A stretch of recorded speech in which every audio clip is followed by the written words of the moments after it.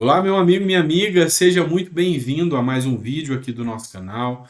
Hoje é dia 19 de janeiro e o canal tem muita informação importante. A gente já começa aqui com a matéria na tela, sem enrolação, para você já começar tendo informação importante no dia de hoje. E o tema, como você pode perceber, é uma matéria do Estado de Minas. Lula é contra a CPI dos atos antidemocráticos. Ele citou que não precisa disso. Segundo palavras do próprio presidente, uma CPI você sabe como começa, mas você não sabe como termina.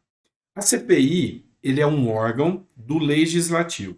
Quem pediu para abrir a CPI foi a ex-candidata a presidente, a Soraya Tronic, tá? Ou Tronic, que deu entrada, colheu as assinaturas para esse processo se iniciar no Senado. A CPI ela tem os mesmos poderes de investigação que o judiciário, ou seja, a partir do momento que a CPI foi instaurada, os mesmos poderes que o STF tem para quebra de sigilo telefônico, os mesmos poderes para a inquirição de testemunha, chamar pessoas para depor que o STF tem, a CPI também passa a ter. Inclusive, até o próprio presidente Lula pode ser intimado a depor. Então, de início, formou-se um alvoroço em favor da CPI, mas logo depois Lula já não quer mais. Por quê? Porque a base de Bolsonaro diz que quer utilizar a CPI para provar a inocência do Bolsonaro. Então, dois são os riscos aqui. Um deles, que a inocência de Bolsonaro seja provado através da CPI, ou mesmo, como o próprio Lula falou, que Bolsonaro saia como vítima. A outra é achar alguma coisa que não queria que fosse encontrado dentro da CPI.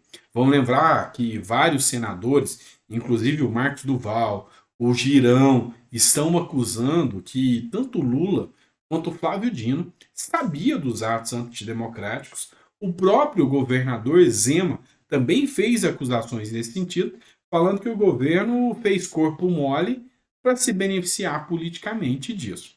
Lembrando que o governador Zema já tem um pedido de investigação contra ele para que ele preste esclarecimento em 48 horas, aberto pelo ex-líder do PT, Reginaldo Lopes, e também pelo Zeca Dirceu, que é filho do José Dirceu.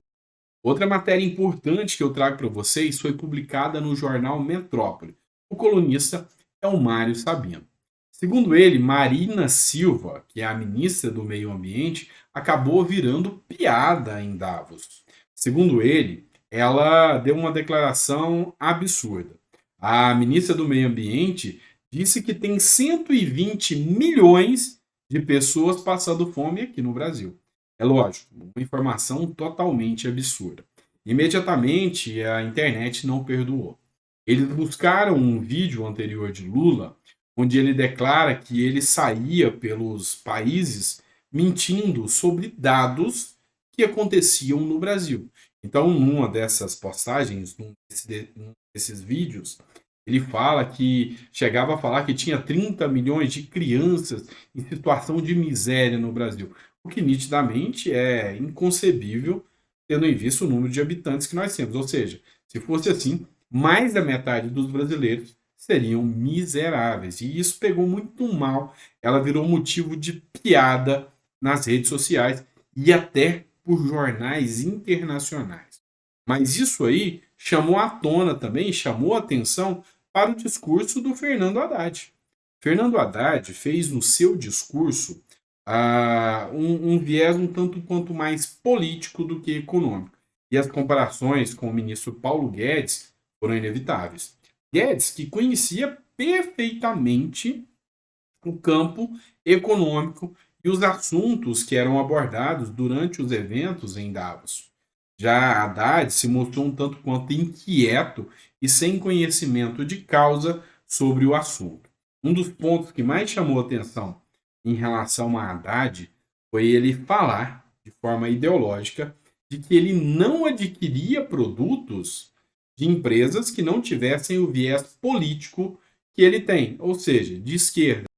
E isso, pessoal, foi motivo de muitas críticas, principalmente por parlamentares que eram aliados ao Bolsonaro. Segundo eles, esse tipo de prática de marcar pessoas para que elas não sejam, não possam comprar de determinados estabelecimentos, que aqueles estabelecimentos sejam boicotados, são práticas totalmente antidemocráticas, utilizadas num período tenso da humanidade. Você sabe qual é que eu estou falando, eu não posso falar aqui, mas foram palavras de parlamentares que publicaram isso em suas redes sociais. Outra matéria que está circulando todas as redes sociais aí foi publicada aqui no Terra Brasil Notícia, tá? O ministro da Justiça, Flávio Dino, ameaçou um radialista porque o radialista o chamou de comunista obeso. Vamos lembrar que o presidente da República, Jair Bolsonaro, também já o havia chamado de comunista gordo, tá? O Flávio Dino pediu a retratação e disse que vai apresentar o Código Penal a ele. Só para constar, na manhã de quarta-feira, ontem, o ministro da Justiça e Segurança Pública, Flávio Dino, que é do PSB, Partido Socialista Brasileiro, ex-PCdoB, Partido Comunista do Brasil, ele que se auto-intitula comunista, tá? Pediu uma retratação após ser chamado de comunista obeso durante o programa Boa Tarde Brasil, que é transmitido pela rádio Guaíba, lá de Porto Alegre, tá? E escreveu em suas redes sociais. Soube que em uma rádio do Rio Grande do Sul se dedicaram a comentários agressivos e preconceituosos e criminosos contra mim. Espero a retratação. De todo modo, adianto que não invejo a esqualidez de pessoas que precisam do Código Penal, Código de Ética e um espelho, afirmou Dino nas redes sociais. Na última terça-feira, dia 17, o advogado e comentarista da rádio Guaíba, esse é o nome, tá, pessoal? Luiz Antônio Beck ironizou o peso do ministro da Justiça e Segurança Pública do governo Lula, Flávio Dino, do PSB, durante o programa, e a declaração foi ao vivo, o que revoltou ainda mais o ministro da Justiça. Imediatamente, as redes sociais não perdoam, começaram a fazer memes do ministro da Justiça com corpos esqueléticos, magrinho, ou então falando que é ridículo ele se sentir ofendido porque ele se autodeclara comunista e ele não pode se sentir magro. Mas a verdade, na minha opinião, é que a política já saiu um tanto quanto do tom de debate ideológico, do debate de melhorias e de amplitude e partiu para um tom de agressividade. Não concordo, vou ser sincero com vocês, para mim a política se faz com debate e com um diálogo. Assim é que se faz. E, na minha visão, uma política partiu para um tom de baixaria que não deveria ter acontecido. Você pode discordar de mim, mas vamos lá, sem ofensa, tá? Bora lá que a gente vai para outra matéria agora de suma importância. Essa matéria foi publicada no jornal Metrópolis pelo Guilherme Amado e é preocupante ainda sobre o ministro Flávio Dino, tá? Ministro da Justiça, ex-participante do PCdoB, Partido Comunista do Brasil, e atualmente do PSB, Partido Socialista Brasileiro, tá? Social Brasileiro. Vamos lá. Dino defende um projeto para coibir crimes políticos na internet.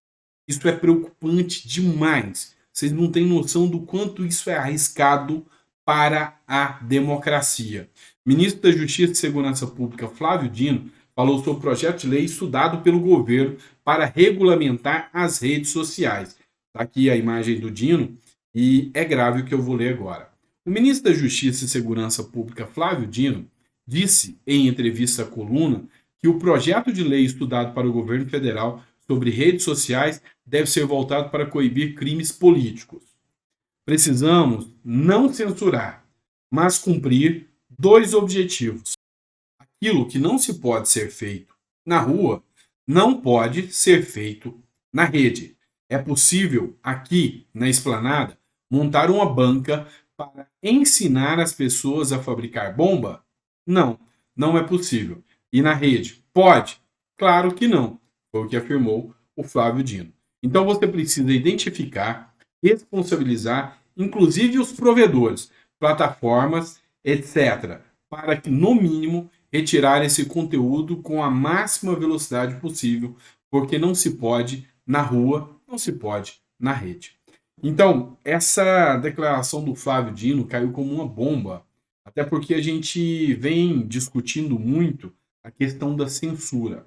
Quem será o grande irmão, remetendo aqui a uma leitura do livro de George Orwell, 1984, quem será esse grande poderoso que vai te dizer o que é correto ou o que deixa de ser correto? Quem vai ser o responsável por fazer essa análise e trazer para você o que você pode ou não pode falar? Quem vai ser o órgão responsável por delimitar o que vai ser crime político ou o que não vai ser crime político? Quem é que vai ser o responsável pela censura? A palavra não tem outra, é censura. Tudo aquilo que precisa passar pelo crivo do governo para ter dentro de um escopo da liberdade de pensamento, da liberdade de expressão, é censura, a Constituição Federal coíbe e o bom senso também.